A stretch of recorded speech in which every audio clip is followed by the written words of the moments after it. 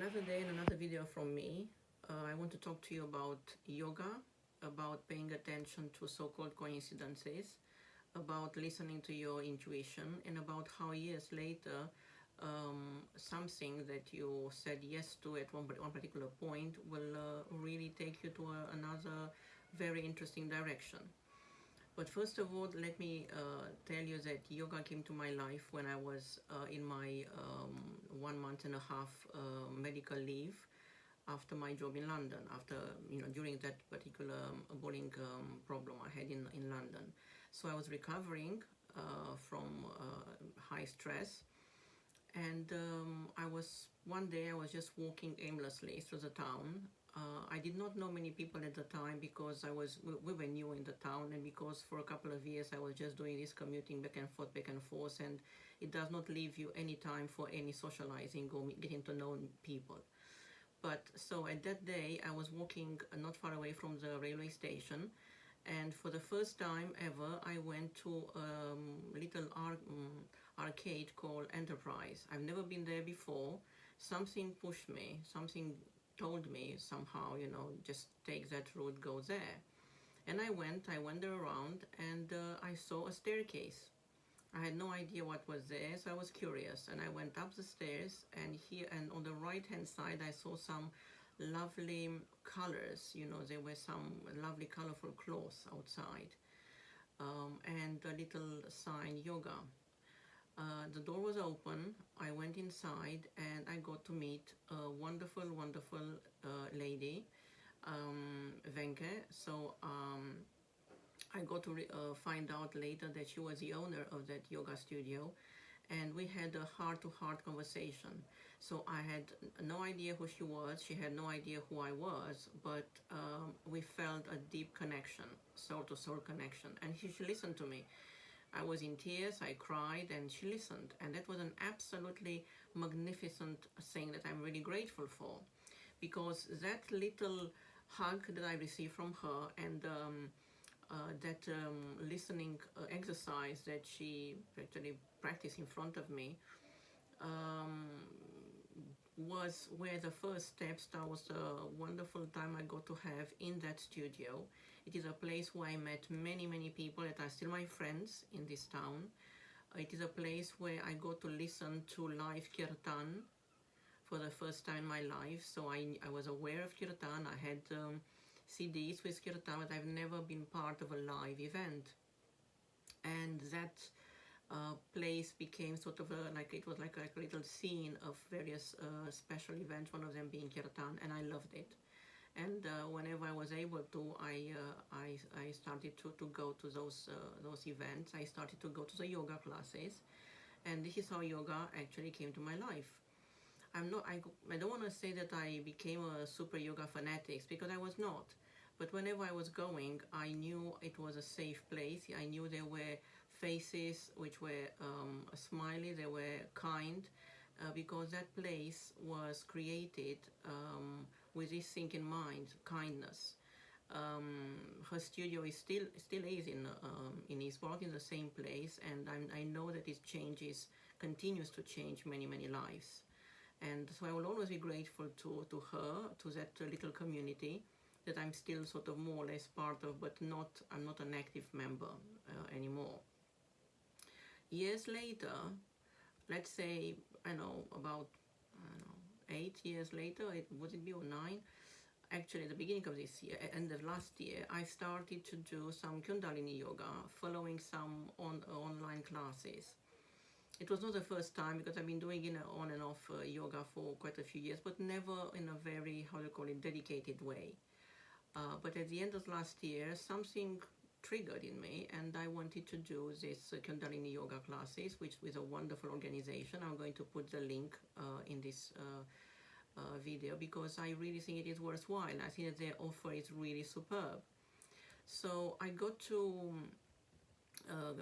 enter into this program and to commit. This is another thing that is very important when you're doing something, to commit to it. So there I committed to 30 days, the beginning yoga practice. There were different different videos. They were not very long in length, you know, some of them were 10 minutes, 15 minutes, but really something, you felt that you were doing something every day, something that was helping you enter into a program and a routine, which I said I really loved. And then I thought, okay, let me just do 30 more, and then 30 more. So I ended up doing about 108 days. I can't say it was, they were all, I had some days when I was not doing it, but I made sure that I did in the end 108. 108, as you know, it's a sacred number, not only in the Indian tradition, but also in the Muslim world and maybe many others, and you know, also with the Catholics, you got the rosary and so on, and the malas and so on. So, and the idea came to me then to create something that will help not only me but other people in this practice. It will help people commit and have a place to record the results of this commitment. So that's how a book, actually a workbook that I've self-published, came to my head, and it is called the 108 Yoga Gratitude Journal. I put it together at the beginning of the year and self-published it. It is something that it gives me great satisfaction, and probably it will give some, you know, you'll feel the same once you start filling it in and buying it. What you have, this is a one, it is here. And what you have inside, you have about 108 pages. They look like this. At the bottom of it, you have various motivational little quotes. They are metas, actually. I'm going to put a link into what a meta is. For example, may you recognize the goodness in you. So every day you have a different one. You also have a few, about 6 mantras that you can color in, like this one here. And what you can do, you can after that cut it and frame it, or you can have it as a bookmark. I'm going to show you what else you can do in another video. Or as I said, this is another one. You have, as I said, you have areas to write about the different your practice, about what particular move or posture inspired you or felt more natural to you. And you also have a section where you can write about your gratitude pages. It's an invitation for a gratitude journal as well, because now more than ever, I think we need to remind ourselves, not in a Habotnik, not in a fundamentalist way, but in a very quiet way, of the things that we really appreciate in our lives, because times are tough, and because we need everything that we can. We need to use every single tool we can find to support ourselves. But not, again, we need to be very realistic, and we need to be very honest with ourselves. We don't need to go into the airy-fairy. There's no need if you don't feel that. Airy-fairy is good, but not when you are very down. When you're very down, just go back to the basics.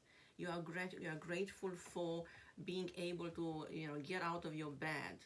That's wonderful, and you need to write it down as being grateful for that, or the fact that you were able to make yourself a cup of tea, or you were able to cook for yourself, or anything, we're able to go and wash on a particular day, because we know hard times have a huge impact on our lives. But we also know that we are extremely resilient creatures, and we do survive and we thrive, but we need to be very honest. We need to be honest with ourselves. So that's all from me. I'm going to make a special video about this particular workbook, a short one, just to show you what else you can do with it and with all of the ingredients that I've added in it.